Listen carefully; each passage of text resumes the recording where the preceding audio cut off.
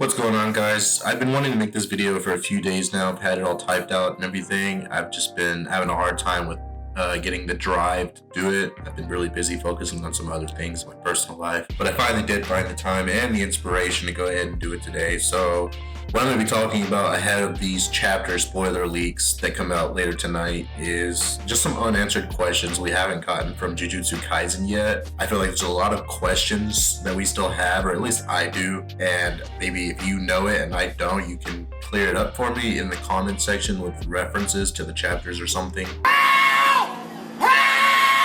But as far as I know, a lot of these questions that I did go and look towards the chapters. I have references and stuff. So I'm just curious about a few things. And with JJK being in its last arc, I'm wondering if there's going to be enough time to get all of these questions answered.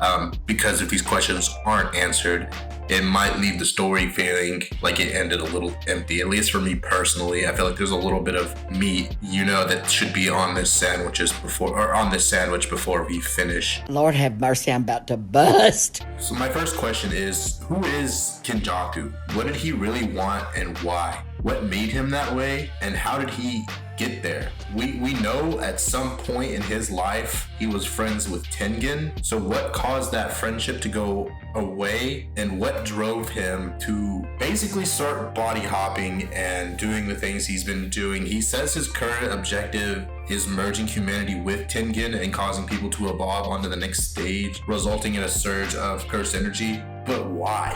What the hell is even that? Why does he want to do that? To get to the golden age of jujutsu again? And then I repeat, why? Fuck you! What's wrong with the way jujutsu is now? What is motivating him? We're telling him that the way that jujutsu is now is not okay. And how could he be so sure that it's gonna work out the way he wants to when he merges everybody with Tengen? Because he said it himself that whatever monster he created, he had no idea what was going to happen. And he literally said if it was a clown face, he would just laugh. So, that kind of confirms. This is not okay. This needs to stop now. He has no idea what would happen, and he doesn't care. And so to me, I feel like even though he's dead, we kind of need to know a little bit more on that, why he wanted that, how did he get to this process of thinking. And even in his death, it seemed a little rushed and empty. There's not really much given on him. I think in typical shonen, we get a lot more on the villains and the heroes' backgrounds by now if we don't know enough about them already. So that's kind of one of my first questions there. Also, he did say he helped Sukuna turn his soul into a cursed object, so I'm wondering if that's a flashback that we'll get, him meeting Sukuna and how they got to be on the same page in the agreement with making his 20 fingers into cursed objects. How did he meet Sukuna? How did he come to be on good terms with him? And why did they make this agreement together? I was also wondering if his brain swapping curse technique is his original curse technique, if he had a different one before that, or when he does switch, he does seem to have more than one curse technique. He's able to use Gato's and Kaori's, so I'm wondering if he has any other curse techniques besides curse spirit manipulation and the obviously brain hopping one and the gravity one, because for somebody who wants to get back to the golden era of jujutsu where everybody was at their peak, everybody was strong and fighting and this and that, how did somebody whose only curse technique at the time, or at least to our knowledge, was able to swap bodies? So I'm curious to see if we'll get that, because it kind of feels like it would be an important part of the story and a big chunk that would kind of help us understand his character and some other characters as well, to understand their motivations for doing things, especially Kinjaku's for wanting to get back to that era. I'm curious as to how somebody like him survived in that time, if that was his only first technique at the time, or if he had more prior, because Tengen's pretty old and he was friends with him, so maybe he had more and that's how he survived. I don't know. Next question is, I don't remember what chapter it is. I'll post it once I actually go in and do the editing, but I remember right before Gojo and Sukuna fought and we had the time skip, Kinjaku asked Sukuna to do something for him. And so I'm wondering if that's something we'll circle back to him. He was like, you have to fulfill your promise before fighting Gojo. So I'm curious if we'll circle back and we'll get that moment. If we did, maybe, and I just missed it. I don't think so, though. Or hopefully, maybe Gege's willing, we'll get some side stories or something. I don't really want that, though. I kind of want everything to be in here, but who knows what the actual timeline is for him finishing the story. I'm just hoping that we get these questions answered. I don't think we really got why Kinjaku made Yuji. Maybe this is a dumb question to ask. We do see that panel of Yuji's grandpa saying that he knows Yuji's dad always wanted a child, and that didn't happen with Kayori, where her death was, and before he could finish, he was cut off by her. So, what was he going to say? Her death was what, And then also, there's so much more there, I feel like, that needs to be finished. He thought she was dead, but here she is back in the room, and then he was obviously about to say something important, so what was he about to say? There's a lot there to digest and break down. I'm hoping Gege does eventually give us more to that flashback. I was also wondering, what did Kinjaku mean by as long as Sukuna and Yuji are around, the chain of curses will never end? That seems like a pretty important thing, pretty deep thing to say, because it's been kind of hinted at that may be the final solution to the story of just there not being any curses or curse energy, but I don't know how we would get to that point. And then with Kinjaku saying something along those lines, that's kind of a deep thing too that we may have forgotten to kind of, I don't know. It's important. He's saying that as long as Yuji and Sukuna are around, the chain of curses will never end. So that means whether Yuji or Sukuna dies, there's always going to be curses. What about those two means there are always going to be curses around? In chapter 203, Kinjaku says, I don't have a plan for that thing, in response to Choso asking what his plans for Yuji are. So at this point, Kinjaku kind of seems like he's done with Yuji. He has no more need for him. That kind of circles back to what did he make him for in the first place? Was it simply to be a vessel for Sukuna? He didn't plan on Sukuna taking over Megumi's body and then not having to worry about Yuji anymore. However, another question I have, who or what are the three vengeful spirits? Would they ever factor into the story? If not, was there ever really a point in mentioning them? That Sugawara guy is one of them, and Gojo mentioned that him and Yuta were related to him, and so it was my thought, and I think other people's thoughts as well, that maybe they'll factor in at some point. With a name like the Three Vengeful Spirits, you kind of feel like they're going to play into the story at some point, and that they're going to be important and integral into it, but so far they haven't.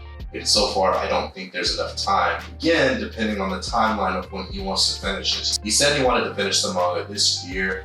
I don't know if that's going to happen. We're almost halfway through the year.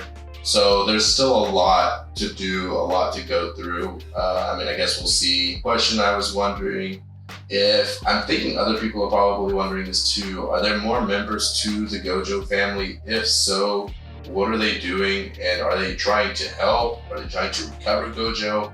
Are we ever going to see them or get any kind of interactions with them? I don't know. I'm just wondering if we're going to get them, or if it's literally just Gojo all on his own and he has no family left or anything like that. So that's kind of sad.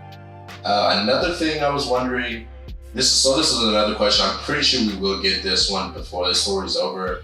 And it kind of revolves around Sukuna's background. We know he ate his twin in the womb, but what is this fascination with eating? He mentions a lot. His curse techniques kind of revolve around them. He's got the cleave and dismantle, like he's cutting food, and now he's got the fire and earth one, and he does mention eating quite a bit. So it all seems to be revolving around a kitchen theme. I know you guys have probably seen the Crunchyroll debacle where the subtitles said Malevolent Kitchen instead of Malevolent Shrine when he activated his domain expansion.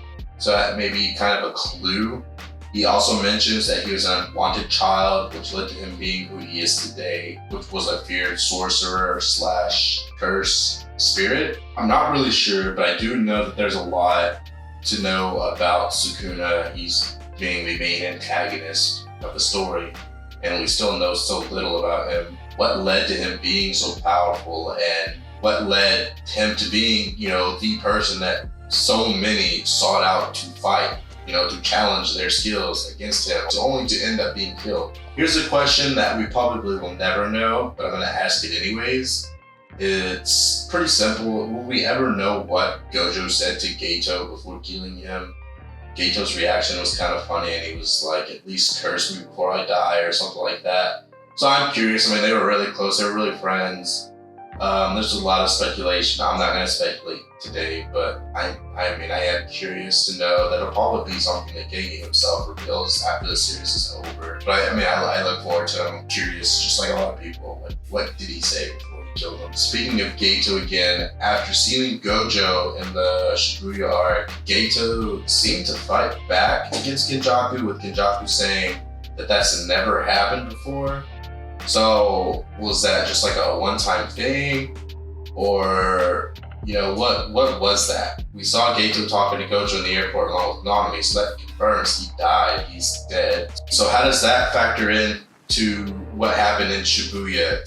If he's dead, but somehow still able to kind of react in his body to what's happening around him real time, and how? I know they theorize a lot that the body and the soul are one and the same. So maybe that has something to do with it. Maybe a little bit of Geto's soul still resides in that body. I'm just not 100% how that works. The whole matter with souls and stuff like that has been a little bit confusing as well. Speaking of the soul, we haven't gotten too much on it. We get a lot of mentions on it, but it's really confusing. Mahito theorizes that the body is a housing for the soul, but Kinjaku says that the body is the soul and the soul is the body.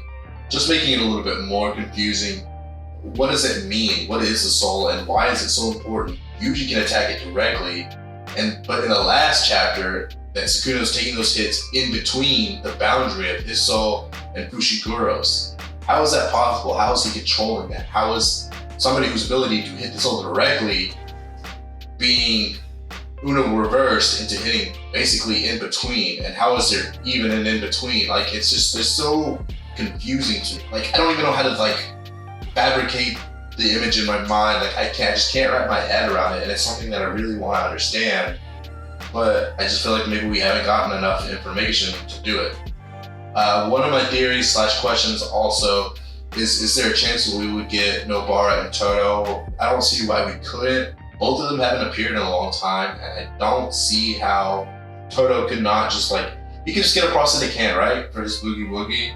And even if he doesn't have his boogie woogie, because I think we can all agree that he was very handy even without boogie woogie. Same thing for Nobara. They've left out what happened exactly. I mean, we know what happened, but they've been very ambiguous and quiet as to what happened to her and where she's at currently. Did she die, or did she heal and she was in bad shape?